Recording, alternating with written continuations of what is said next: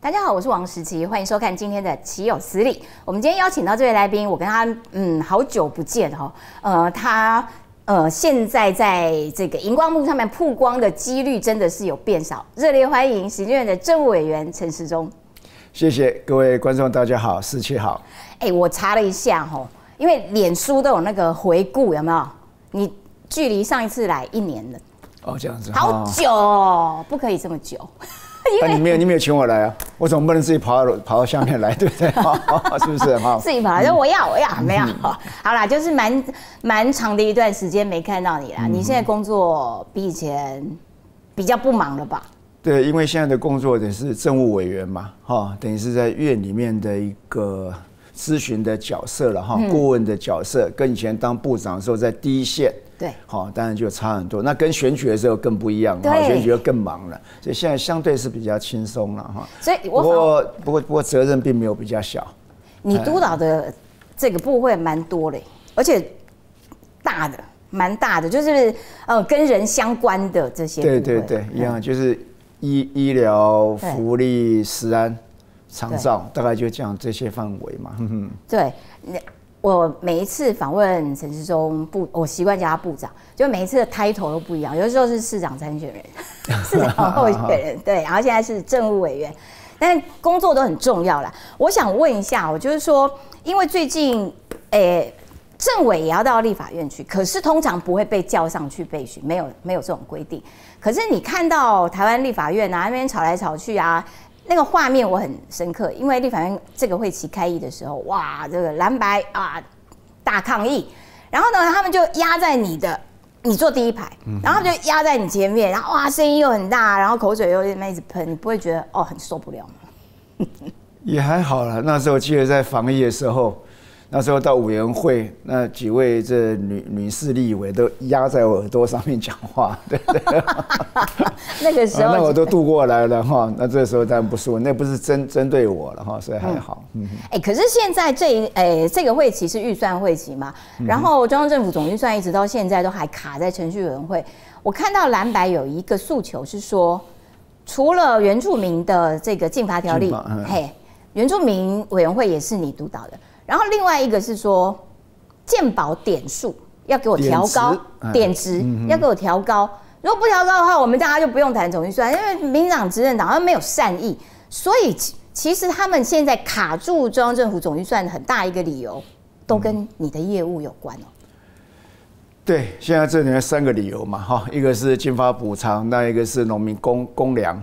公粮的价格提高，农委会的也是你的。农委会，不过那个跟食安稍微无关的哈，那等于是一个粮食政策。那另外就是一个点值嘛。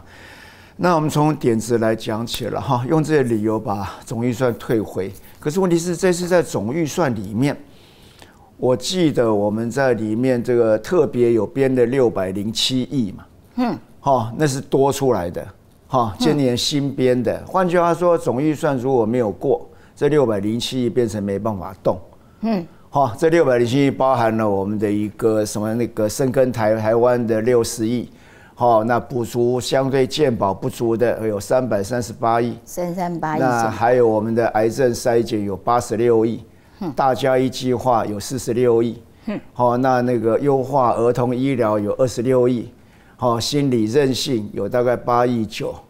那然后一个三高的那个我们的三高那个的防治大概有22亿，那还有智慧医疗有14亿，那这些都是新增的如果说总预算不够，我们可以照以前的规模来动用，那这些600多亿就没办法动了。那一方面要喊要增加点值，一方面让已经有编了政府已经努力的部分，他不愿意让他来通过，也不愿意来讨论，那怎么会就是说是为了健保的点值呢？我相信健保的费用确实经过30年来，尤其这几年压力特别大，是为什么？因为新药突然变得很多，科技突然啪一下有一个很长足的进步。那很多相对的救命的药都出来了，那这些一下增加的费用相当的大，对医疗界压力很大。那另外是 COVID-19，COVID-19 在去年前年应该对我们的压力大，因为在更早我在当部长的时候，当它是第5类的时候，那些费用是由公务预算来看的嘛。好，那可是等到我们变成第4类之后，这些就回归到一般医疗，随便健保要付。好，那这些其实就对于点质形成的压力。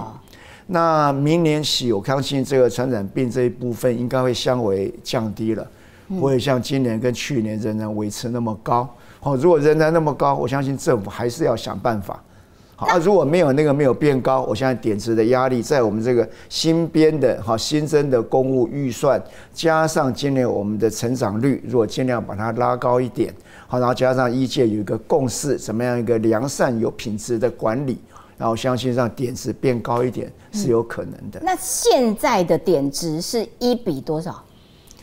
现在其实点质大家有时候不了解，点质有很多的算法啦。对啊，这是一个复杂的事情，我都搞不清楚。对，大概基本上点质有一个叫做浮动点质，有一个叫做固定点质。固定点就1点1块，就是这样。那固定点属于什么？像是手术类的，一般我们认为是救命类的，这一类健保大概就给它1点1块。然后这边的1点1块的点质，大概在健保，尤其在西医，我知道。大概占了50%左右，稍微高一点。中医大概43%，牙医很低，牙医保障点23%。不过以西医这一波来看，大概有50%是保障1点1块。然后另外的部分就剩下的钱，去除以其他申报的钱，就成了一个所谓的浮动点值。叫浮动点啊，浮动点值现在大部分都落在0.85。落在0.85。那但是，一般我们在看东西不能只看浮动嘛，所以一般就要把这2个平均合起来看。所以一般来讲，这2个点值在低的时候也低到0.90、0.89。那在去年如果第3、4季来讲，也约略跑到0.95来了。那所以去年第3季已经到0.95，那所以在野党要求说不行，你要给我到0.95，这件事情就已经达标了啊，没有道理再卡预算了。也很难讲，因为在这里面比较困难，明年3、4季可能会相对的容易一点，也不一定了哈。那但是在112年的时候，第1季、第2季都相当低。它是一季一季算的，并不全年算的，一季一季算，所以1、2季要达成的数目看起来是会有一点困难。那所以政府才会编列了相当多的一个公务预算，希望把这压力能够尽量降低。希望改变能够改善医疗的一个环境。我懂了，所以如果卡中央政府总预算进不来这607亿的钱，其中有338亿是要给健保的。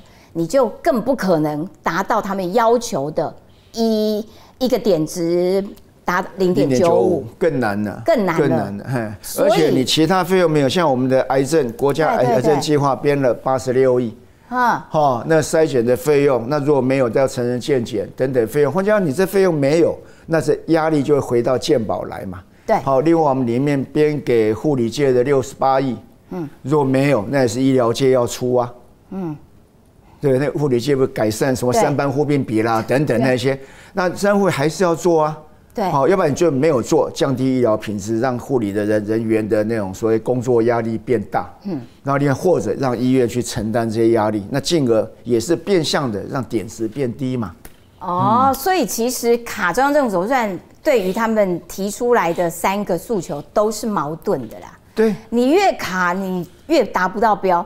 你还不如放了中央政府总预算之后，你才有可能达到你设定的目标。对啊，我也相信在野党的立委也不是完全都不了解啦。我想他也是在表达一个态度嘛。